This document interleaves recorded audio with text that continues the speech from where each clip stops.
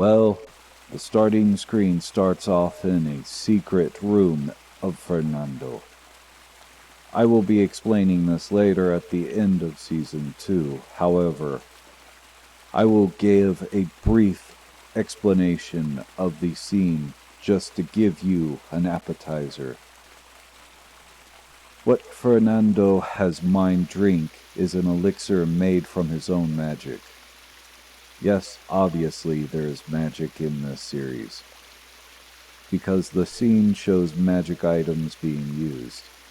However, it really won't be relevant for a while. The drink is made from mana, and it is used on couples' wedding nights when they are attempting to make a baby.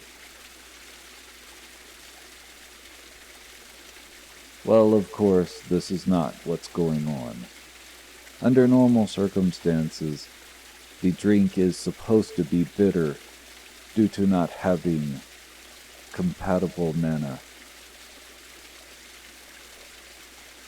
However, if you're related, it's supposed to be sweet. This is because you have similar magic, allowing you to easily absorb it. It ends with, "I'm going to look into your mind." Basically, this part is just a segue to the background story, and a way to tell the viewer, please wait, we have magic. Now, Arano's story is a tragic one. She is completely unable to relate to anyone, and is only interested in the gratification and safety of books. Books tell you everything. They don't directly hurt you. They will teach you, allow you to go on amazing adventures. Now, she isn't without friends, and sometimes she talks about them. However, not so often. So I don't believe she is focused on the past. Rano went to college and chose subjects directly related to being a librarian.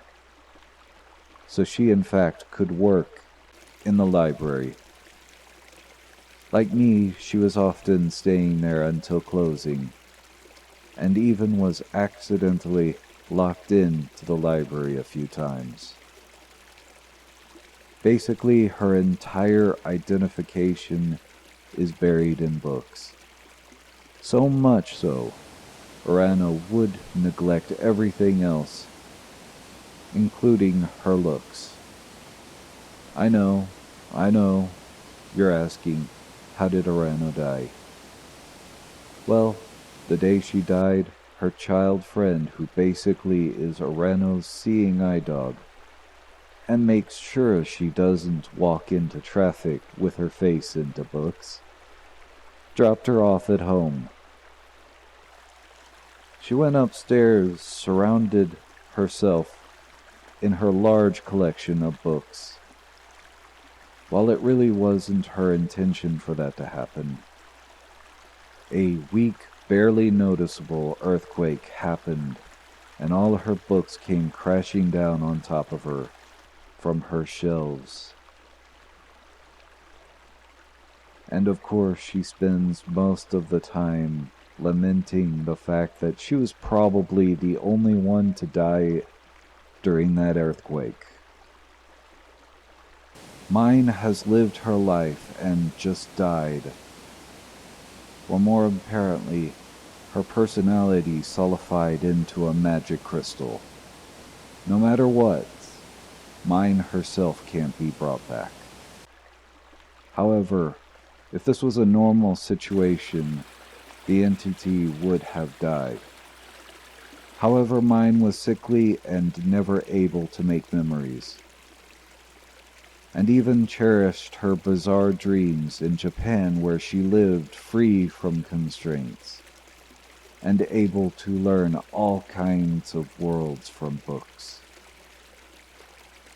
This is really all I got from the author about how Urano as mine came to be. Now let's be honest here, Urano isn't all there. Much of her memory is lost or overwritten, and most of what remains is her desire for books. There isn't much identification whether or not she really is Urano, or mine, just able to access her memories thanks to having a crystal embedded in her chest.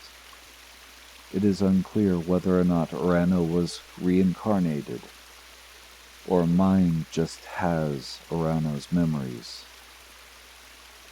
Mine finds herself in the market, where she is assaulted by the smell of unprocessed meat and witnessed her first slaughter. It really is a nice touch reminding the audience Urano really isn't from this world. I was thinking about talking more about the food or the country she finds herself in. But in order to keep this episode short, I'll work it in later.